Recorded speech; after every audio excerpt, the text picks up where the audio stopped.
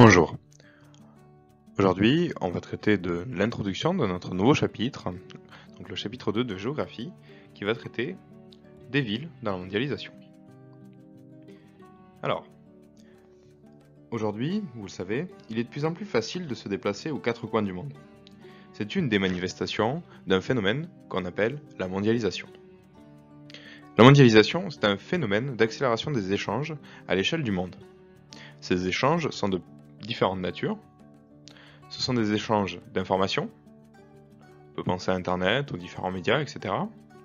Ce sont aussi des échanges d'hommes et de femmes, à travers différents moyens de transport, dont le transport aérien, et de marchandises.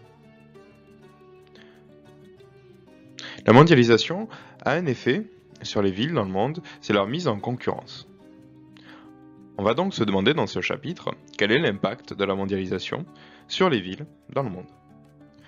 Pour répondre à cette question, on va d'abord étudier le cas particulier de la ville de Tokyo, qui est ce qu'on appelle une métropole mondiale.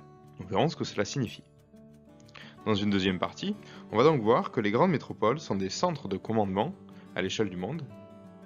Et enfin, dans une troisième partie, on va voir que l'intégration des villes à la mondialisation est inégale. Et on va voir ce que cela signifie.